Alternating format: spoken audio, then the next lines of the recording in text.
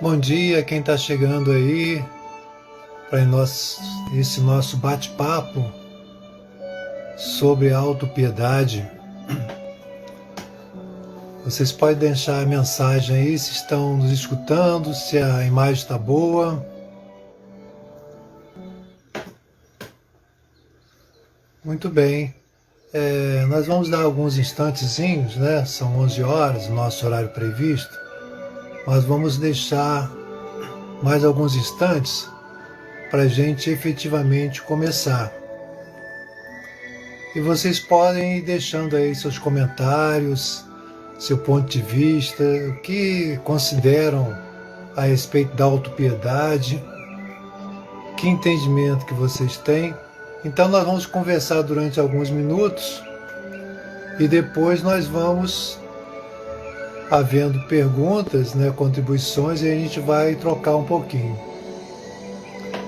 Lembrando que nossa atividade aqui hoje é uma atividade pelo MAP, pelo Cristo Consolador, que se localiza em Itaguaí. E o nosso propósito é, já há algum tempo, conversarmos, estudarmos sobre a dependência química, como que ali esse contexto dessa doença, como é que a gente entende essa doença. Então os nossos encontros são normalmente às quarta-feiras, às 10h30, e aos sábados, primeiro e terceiro sábado do mês, às 11 horas. Quando estávamos presencialmente, assim acontecia, e temos mantido esse processo à distância. Mas estamos já aí nos preparando para o retorno com segurança devida, para que a gente possa utilizar aquele espaço lá em Itaguaí, que é um espaço de mais de 8.000 metros quadrados, onde o grupo se reúne com voluntários, leigos e profissionais para discutir a questão da dependência química, no sentido mais amplo que nós possamos entender. E aí nos grupos de quarta-feira, nós temos sempre um texto de Narcóticos Anônimos, seja do familiar, seja do usuário, e nós fazemos aquela análise desses textos e depois, logicamente, fazemos o exercício assim, de linkar com o conhecimento da doutrina espírita. Então a gente estuda os textos de Narcóticos Anônimos, que no nosso entendimento, né, a Irmandade, que quase um século, né, junto com os Alcoólicos Anônimos, que veio primeiro, socorre, entende e ampara as pessoas que vivem esse tipo de problema, esse tipo de drama. Então é necessário que a gente possa ter esse entendimento, porque de fato eles conhecem a doença, né? Que doença é essa? Que doença é essa dependência química? E mesmo aqueles que têm a formação profissional, que lidam com a dependência química, entendem que a abordagem deve ser multidisciplinar. Ela deve ser amplamente abordada e de forma também interdisciplinar, que a gente possa entender o indivíduo com o seu perfil bio, psíquico, socioespiritual. E aí nós vamos conversando, estudando um pouquinho a respeito disso, para que nós possamos ter um entendimento maior de que doença é essa e de como nós podemos ajudar tanto ao usuário quanto ao familiar. E é muito comum, muitas vezes, o familiar desejar naturalmente, né, o socorro e a ajuda para o usuário, né, aquele que está no processo assim, de consumo, seja do álcool ou de outras drogas, e naturalmente deseja que ele se recupere, que ele se trate. Mas nós vamos ver, e a Irmandade nos mostra isso, através dos familiares narcóticos anônimos, né, alcoólicos anônimos, que a doença é uma doença que ela não é contagiosa, mas ela é contagiante. E é necessário então que o familiar possa estar se cuidando, se protegendo, se amparando, e na linguagem que os próprios familiares de Narcóticos Anônimos utilizam, fazendo a sua própria recuperação, cuidando de si mesmo, para que possa então cuidar do outro. E essa reflexão ela é muito interessante, muito importante, para que a gente possa entender essa doença no sentido mais amplo que nós possamos alcançar. E, logicamente, aqueles que têm o entendimento da doutrina espírita, nós vamos ver, aí nós vamos lembrar que a entidade Joana de Anjos, que vem através do Divaldo, através de dezenas de obras, nos trazendo outra luz em relação a esse contexto. Então a gente vai linkando o conhecimento da doutrina com o conhecimento que a ciência coloca e o conhecimento que as irmandades colocam também. Porque, de fato, a irmandade, ou as irmandades, né, elas, eu considero que são a verdadeira universidade da vida, que lá é realmente que nós conseguimos entender e aprender alguma coisa mais profunda dessa complexidade. Não é que nós vamos abrir mão da ciência, não é isso. Mas o entendimento das irmandades, e aí quem trabalha com isso, seja profissional de saúde, um médico, psicólogo, psiquiatra, que tem esse entendimento, sempre reforça essa necessidade de nós termos esse olhar considerando o entendimento das Irmandades Anônimas. E os depoimentos são verdadeiras aulas de vida. Nós não nos cansamos assim de nos encantarmos com o que cada um traz, o que cada pessoa traz da sua história, aquela pessoa que muitas vezes vai no fundo do poço e consegue resgatar e consegue retomar o caminho nesse sentido de equilíbrio, né? Então, é nesse sentido que a gente vai entendendo que a dependência química ela tem esse complexo bem amplo. Mas aqui, então, agora já demos os nossos 5 minutinhos, né, 6 minutinhos, nós vamos direto assim para o nosso texto de hoje, que é falar sobre a autopiedade. Interessante, né, a gente sempre, constantemente, todos nós estamos sempre aprendendo, né? E aí vamos lembrar aqui alguns conceitos, tanto na linha terapêutica como basicamente a nível do conceito, né, da palavra, que a autopiedade é o sentimento, a emoção ou comportamento de pena de si próprio diante de um evento estressante. É um sentimento associado ao autoconforto com importante papel nas relações humanas. Pode envolver desde um comportamento breve, ocasional e transitório, né? Ou até de um traço de personalidade central.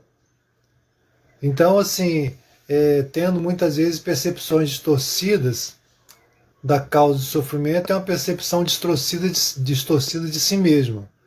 Então é importante ver, conforme esse conceito, pode ser algo transitório ou pode ser um traço da personalidade. Um outro conceito, né, na linha da psicologia comportamental, vai destacar assim, que muitas vezes esse comportamento é para obter um reforço, um ganho secundário, muitas vezes, né, como a atenção, a piedade, a tolerância dos outros em relação a si mesmo. Então é importante ter esse entendimento para que a gente comece a ampliar esse alcance desse conceito. E também vai trazer aqui uma outra fala que pode ser um problema particularmente sério em processo de vitimização e de codependência.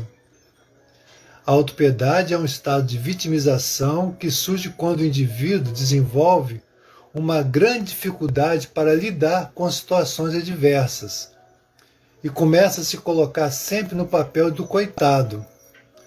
Trata-se de uma avaliação deturpada de si mesmo, que afasta o indivíduo de suas próprias capacidades e virtudes. Então, assim, aí nesse contexto a gente vai vendo que a questão da autoestima ela fica meio esquecida e não reconhecida, porque a pessoa passa a ter uma avaliação deturpada de si mesma, uma visão equivocada dela mesma, né?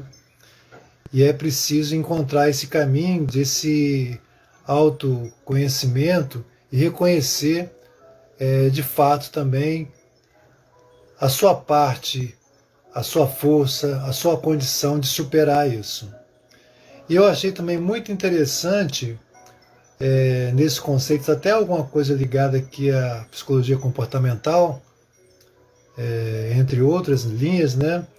Falando assim da necessidade da gente ter um exercício assim de tolerância e de compaixão com essas pessoas que estão nessa posição. Porque nós podemos refletir assim, quem de nós não passa por algum momento ou não já passou por algum momento de se sentir assim desprotegido e tendo aquele pensamento, aquele sentimento, tipo, coitado de mim, né? Só entender que isso é humano, né? Isso faz parte da nossa humanidade. Mas é importante que nós estejamos atentos para nós não ficarmos aí.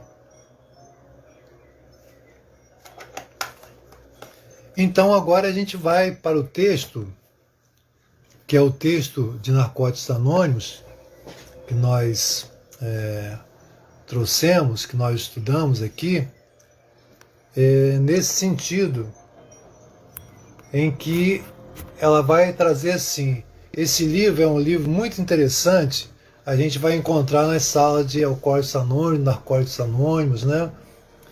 É um livro que fala assim de coragem, fé, esperança e entendimento sobre a doença.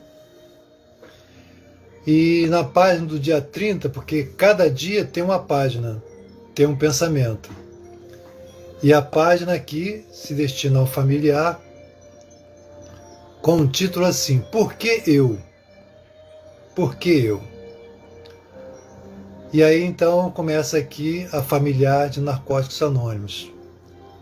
Antes de chegar ao programa de Naranon, costumava me achar uma coitadinha. Estava tão obcecada pela preocupação, medo, obrigação, culpa, por lidar com o comportamento do adicto. O adicto aqui é o usuário de drogas, né? O dependente, né? Que não conseguia colocar o foco em mim. Ficava imaginando o que estava fazendo de errado. Então aqui nesse início desse texto, ela já começa dizendo o foco que normalmente o familiar tem, né? No seu usuário, né? Seja ele o filho, o esposo, o companheiro, né? Ela começa aqui dizendo, com esse medo, com a preocupação com o outro, e deixava de ver a si mesmo. E ela usa uma expressão assim, quando eu cheguei ao Naranon, costumava me achar uma coitadinha, entre aspas, né? Então ele está falando um pouquinho desse sentimento assim de autopiedade, natural desse processo de dor, eu entendo assim.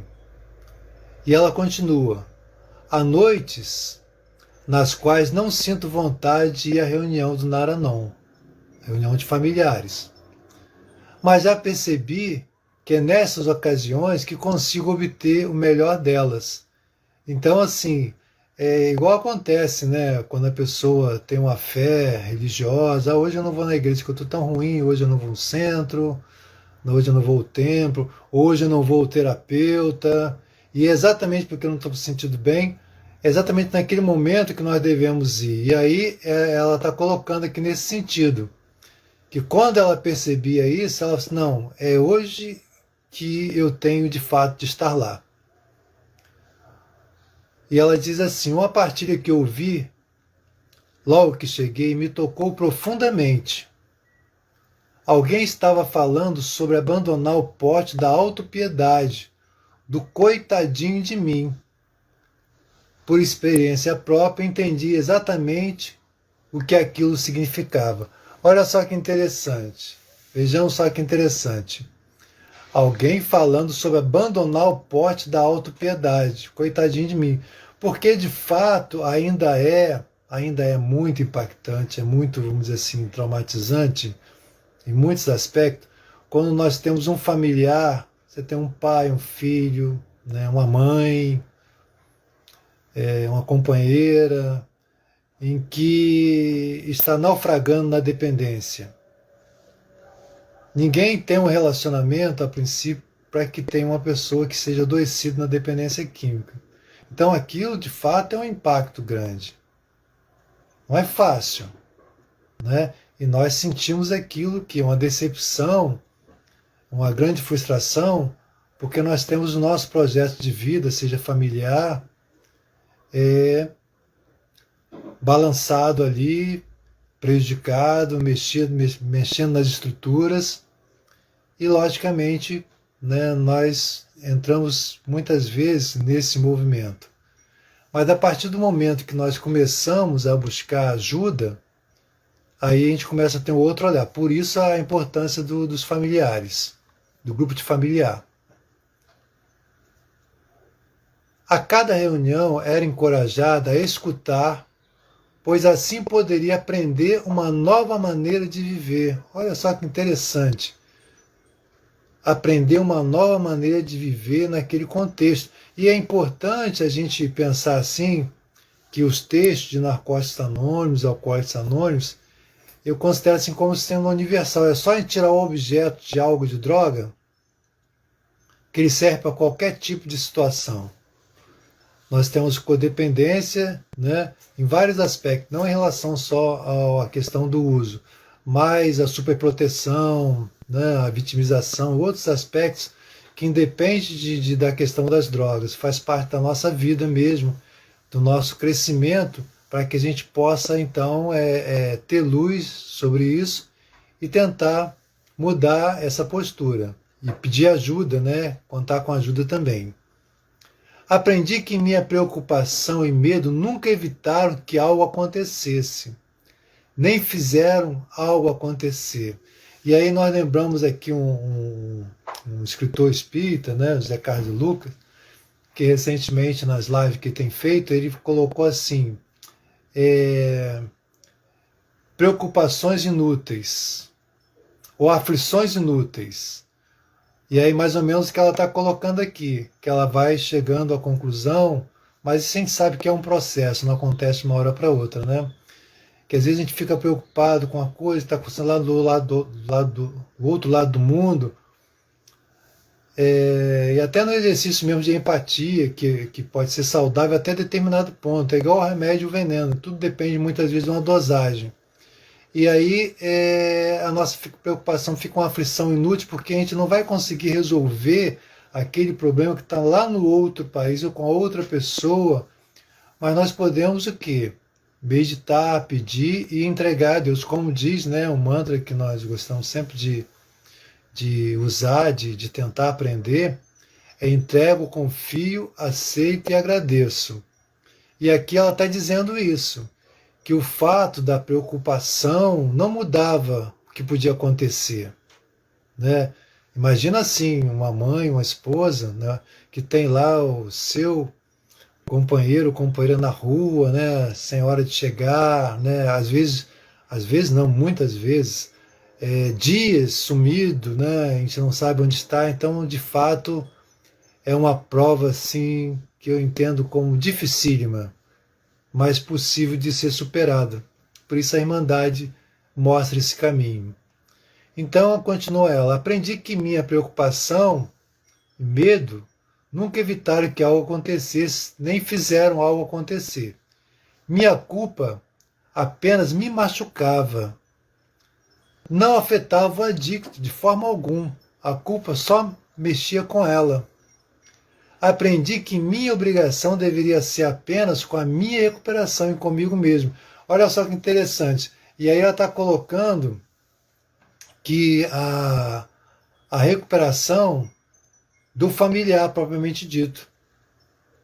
Cuidar da sua própria recuperação. É muito interessante essa linguagem que o Naranon utiliza. Cuidar da minha própria recuperação. Eu não sou o usuário, mas eu estou adoecido. Por isso que a gente sempre relembra que a doença, ela não é contagiosa, mas ela é contagiante. O familiar, então, que está adoecido, precisa também se cuidar, até porque a partir do momento que ele se cuida e as novas atitudes começam a surgir, é inevitável que aconteça também implicações no comportamento do outro, daquele que está na condição de ativa, né? Aprendi que a minha obrigação deveria ser apenas com a minha recuperação e comigo mesma. Aprendi a me soltar com uma maneira de lidar com o comportamento do adicto. E aí ela vai continuando e tem a reflexão do dia, né? A reflexão daquele momento da página, né? Que traz para cada dia. E aqui ela traz assim: se viver aqui e o agora, reflexão de hoje, se viver o aqui e o agora, se viver um dia de cada vez, não estarei mais estagnada no passado. E também não estarei projetando o futuro. Isso é muito interessante, porque é algo que nós lidamos constantemente.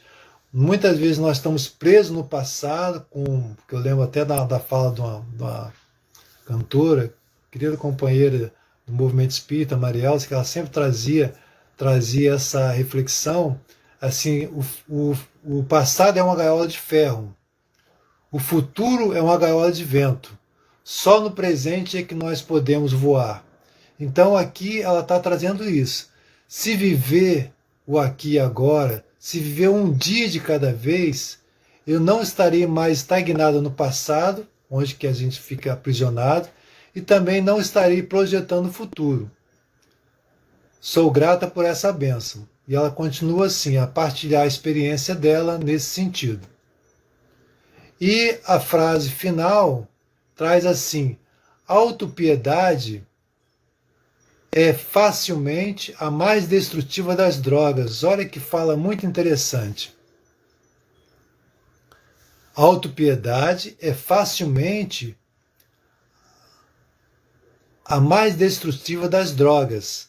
É algo que vicia, empresta um prazer momentâneo e separa a vítima da realidade, né? Então traz essa reflexão. Por quê? Essa necessidade que muitas vezes nós temos inconsciente de nos colocar nessa posição de vítima. E aí voltamos a dizer mais uma vez, né? É necessário que nós possamos ter um entendimento com o familiar, que é um movimento, né, que cada um consegue fazer e que precisa se cuidar. E jamais assim de julgamento. Porque como a própria página fala assim, eu me achava uma coitadinha, mas isso é uma reflexão dela. É uma reflexão dela. Não é o outro que está dizendo para ela, embora também possa acontecer isso num trabalho, né, mais seguro e mais saudável, porque senão nós vamos só apedrejar e de repente vamos até mudar o foco, né? Então, quando o usuário vê a questão do familiar, às vezes ele distorce e diz que é a família que está com problema, etc. Então, cada um dentro do seu quadrado, embora todos estejam juntos ali, para que o usuário também não desloque a sua responsabilidade para o familiar. Mas aqui a gente está refletindo hoje sobre essa postura do familiar que busca ajuda e que tem que se resguardar. E aí quando fala assim da codependência ou do facilitador, é uma atenção muito grande que nós devemos ter, e por isso a necessidade de a gente buscar ajuda, porque nós, na condição de familiar dos adictos, nós ficamos muito fragilizados, mas muito fragilizados, dependendo também da estrutura de cada um, né? Aí você pode ter situações assim, pessoas que tiveram grandes problemas nessa área, mas que conseguiram se manter, mas outros não tanto.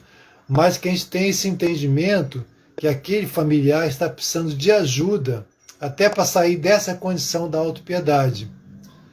E muitas vezes é um processo inconsciente, vem do aprendizado, é igual a criança, né? A criança lá, de repente, com aquela manha, né? Com aquela natural movimento dela, da infância, se esconde, se bota no cantinho, né? Pedindo que o papai e a mamãe vai pegá-la. E de fato, muitas vezes o papai e a mamãe vai lá pegá-la. O vovô, a vovó vai lá pegá-la também. mas aos poucos depois ela vai aprendendo que, né, os pais também vão aprendendo, os educadores vão aprendendo que aquilo não vai ser útil. Eu estou fazendo essa menção por quê? Porque muitas vezes nós podemos trazer esse padrão de comportamento, de aprendizado desde a infância e desenvolvemos como adulto. E nos colocamos na posição de autopiedade, até inconscientemente, né? Muitas vezes inconscientemente, porque aquilo funcionou quando nós éramos crianças. Naquele momento, papai e mamãe, o tio, o avô veio nos buscar e tal.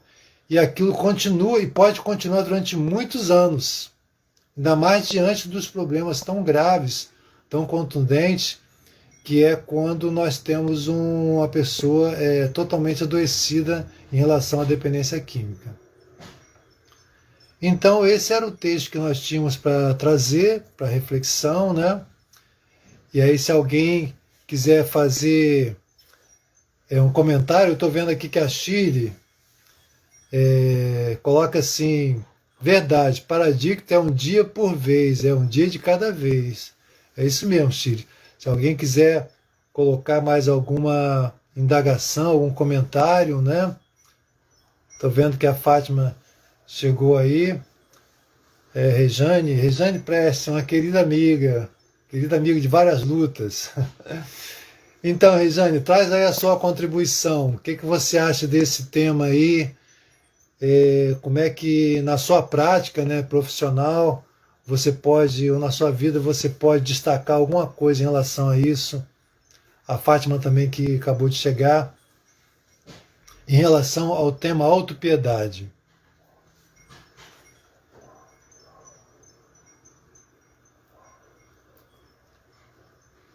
Lembrando para quem chegou depois, né, que nós estamos aqui hoje conversando sobre autopiedade, porque nós já passamos alguns conceitos que são mais, não que sejam mais amplos, mas que não é restrito à questão da dependência química, mas o texto hoje é do familiar.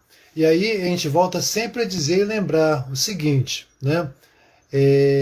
Que embora o tema seja de dependência química, esse tema é como se fosse um tema assim na área pedagógica que a gente usa como um tema transversal. Ele perpassa várias situações na criação dos filhos, né, no lidar com o outro, né, conosco mesmo também com o outro. Então, assim, é algo que sempre é útil, muito útil. E nesses anos que a gente acompanha esses estudos, né, já tem alguns aninhos, algum tempinho, nós nos encantamos como a Irmandade traz essa sabedoria para a vida.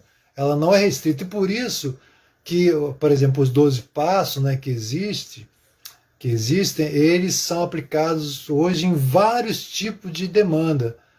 A questão dos jogos, aos compulsivos anônimos, né, comedores anônimos, né, compulsivos, né, aos jogos, ao trabalho, a questão também da sexualidade descontrolada. Então, assim, se aplica a vários modelos, só muda o objeto, porque é de uma sabedoria que vem do poder superior, quando a gente diz assim, né? Quando os passos falam, os 12 passos, 6 passos, se não me engano, vai falar em Deus. Em Deus, conforme o que nós conforme a nossa concepção, né? Que nós concebemos como Deus, poder superior. E vai trazer essa relação que nós podemos ter com os nossos filhos, nossos companheiros, companheiras, em que ou nós nos colocamos na posição de autopiedade, ou às vezes, inconscientemente, nós reforçamos a posição de autopiedade do outro. E aí ninguém cresce, né? Um entra na zona de conforto, né, e o outro fica esperando, acaba tendo aí um benefício, quando a gente fala benefício secundário. É o quê? É o benefício que a doença traz, muitas vezes, né? Então, por isso que é importante a gente estar atento nesse processo. Então, a Shirley está colocando aqui, olha, para um familiar, deixa eu procurando ver aqui, para um familiar, para o adicto é um dia de cada vez, né? E depois ela está colocando aqui, para quem tem um adicto na família, tem que saber o lugar para com ele, até porque eles precisam do apoio dos familiares. Perfeito, Shirley. E aí nesse sentido, Chile, é importante que o familiar se instrumentalize, que ele busque conhecimento, porque nesse contexto, e a doença dependência química, embora sendo reconhecido já há muitos anos pela Organização Mundial de Saúde, ela ainda é pouco conhecida no sentido geral do povo, de entender que é uma doença. E mais excepcional ainda é o entendimento que o familiar precisa ter, que ele precisa cuidar dele mesmo. Porque senão ele não vai saber cuidar do outro. Ele muitas vezes vai agir de uma maneira pensando que está certo e comete grandes equívocos. E aí vem a questão da facilitação. A gente acaba sendo um facilitador para que o outro muitas vezes não cresça. Isso, logicamente, acontece de uma forma assim inconsciente. Eles precisam realmente dos familiares. E a Fátima está dizendo aqui: a autopiedade dificulta a caminhada, necessário que se faça o exercício do auto-perdão. Muito legal. Sim, a Chifa quis falar, lidar com isso. Então, esse é um processo que nos traz aprendizado permanentemente. Voltando sempre a dizer, não só em relação à questão do usuário, mas de todo tipo de comportamento. Nós vamos ver que as páginas Narcóticos Anônimos, das Irmandades Anônimas, ainda mais linkando, né? E aí nós estamos falando no caso aqui com a doutrina espírita, ela vai ampliar o leque de entendimento dessa dinâmica e vai nos ajudar. Por isso que o entendimento que se tem, que a dependência química é uma doença multifatorial, né? Ela não é de uma causa só, ela não está só no indivíduo, tem que ser considerado também o contexto social que a pessoa está, toda uma gama de fatores, né? Uma gama de fatores. Além de considerar aquela herança que a pessoa pode trazer também. Eu lembro que uma vez, nas várias vezes, né, com o psiquiatra Roberto Silveira, que já está na espiritualidade, viveu até 90 e poucos anos, e ele está nos nossos livros, né, dos 2 livros que o Samaritano organizou e o MAP também organizou. Então, assim, alguém tinha perguntado assim, se era o passado, que a pessoa já trazia aquilo. E aí teve uma reflexão que a gente sempre lembra, assim, todo passado um dia foi presente. E muitos estão começando no processo da compulsão agora. Porque senão vai ser muito simplista a gente dizer, porque ele tinha esse problema no passado. É por isso que é assim. Não estamos desconsiderando isso, mas muita gente está começando aqui e agora. E aí vem as questões, já abrindo para um outro campo, né? Vou tomar um pouquinho d'água aqui, enquanto vocês pensam. Enquanto nós pensamos, quando nós refletimos, no entendimento assim, que às vezes a pessoa vem com um problema lá atrás, né? E às vezes não vem daqui agora, aí vai falar da cultura, né? Eu lembro de muito tempo isso, né? Numa revista, uma revista espírita, né? Em que a gente colocou lá um artigo em que colocava assim a questão eles colocaram até a imagem na chupeta, porque assim, ainda hoje, infelizmente acontece, os pais molham a chupetinha na cerveja e dá para a criança. E ainda revigora, olha só a grande distorção, né? Não, homem é assim mesmo, bota aqui um pouquinho de champinho. Então, uma visão totalmente equivocada, totalmente equivocada. E eu lembro também num período de estágio ainda no Pedro II, que nós encontramos lá um jovem, tinha 20 e poucos anos, né? E ele tinha uma família com várias pessoas com problema de dependência química, né? E aí a gente começou a estudar, fazer um pouquinho da anamnese dele e tal, e ele vai e diz assim, que desde cedo o pai tinha o hábito de quê? de dar uma colherzinha de cachaça e botar na mamadeira. Para quê? Para evitar que a criança adoecesse, pegasse pneumonia. Olha só a questão da cultura. E nós estamos falando que é algo do centro do Rio de Janeiro, né? Não estamos falando lá para o interiorzão. Então acontece também muita distorção em relação a isso. Lá mais afastado, e ainda hoje continua a acontecer. Quando a gente libera e estimula o jovem, o adolescente, ao consumo de álcool, de bebida, onde o organismo não está preparado para aquilo.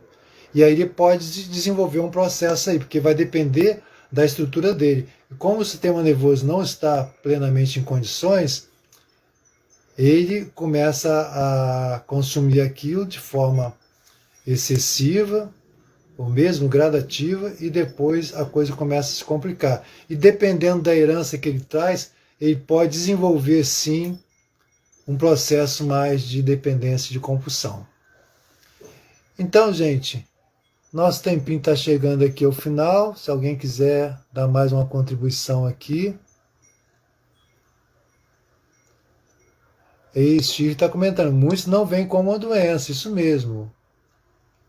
A Regiane está colocando, o olhar no presente é fundamental. Autoridade e um aprisionamento de mazelas tóxicas. Precisa, deixa eu aqui que eu uso pouco o Instagram, e quando a gente usa sempre tem alguém nos ajudando, assim, preciso do autoconhecimento. É verdade, Regiane. O olhar do presente é fundamental, autoridade, eu não sei se está faltando alguma coisa, autoridade e um aprisionamento de mazelas tóxicas. Preciso do autoconhecimento. Aqui, o autoconhecimento com certeza é necessário. Continuando, com a ajuda do outro e o respeito às diversas situações de contextual. Perfeito. De autopiedade, é isso que ela colocou aqui. Então, assim, essa visão, ela sim, com certeza, ela é ampla, né? O respeito às diversas situações do contexto, né? Por isso que a gente fala, a gente lembra sempre, né? É um indivíduo sócio-histórico, né? Que precisa ter essa visão macro, porque senão a gente fica com a visão muito reducionista, né? Restritiva, e a coisa não é dessa forma que, de fato, o olhar deve ser em relação à dependência química. Então, gente, nós estamos aqui terminando o nosso encontro. Vamos ver se a gente consegue salvar aqui, e de repente vamos colocar na página do MAP também. Agradecemos quem pôde estar presente, contribuir aqui, e que a gente possa, primeiro, né, saber desenvolver a nossa autoproteção, nosso autocuidado conosco mesmo, estendendo aos nossos familiares, nossos amigos, nesse momento assim tão desafiador ainda, de muita dor, que requer de todos nós muita compaixão, muita vibração no bem, muita vigilância, muito cuidado, máscara, vacina, álcool gel, distanciamento, todos os cuidados possíveis para que nós possamos ultrapassar essa situação ainda bem complexa. Ok? Então agradeço mais uma vez a participação e a generosidade de todos nesse sábado aqui de manhã, ajudando a fazer essa composição, e que nós vamos colocar para frente. Depois a gente coloca lá na página do MAP, e é uma página que tem mais de 60 mil seguidores, e o MAP, aproveitando, né, está fazendo a campanha do cobertor, continua nesse período da pandemia distribuindo as quentinhas, são mais de 300 quentinhas todos os dias, né? Lembrando também aqui da Fraternidade Sem Fronteira, que inaugurou esses dias agora no centro do Rio, um lugar de acolhimento às pessoas que estão em situação de rua, de alimento, um lugar belíssimo, vale a pena conhecer lá a Fraternidade Sem Fronteira, que está em vários lugares aqui no Brasil e no exterior também. Agradecendo a Deus, a Jesus, aos bons amigos espirituais, por nós estarmos aqui mais uma vez. Gratidão a todos.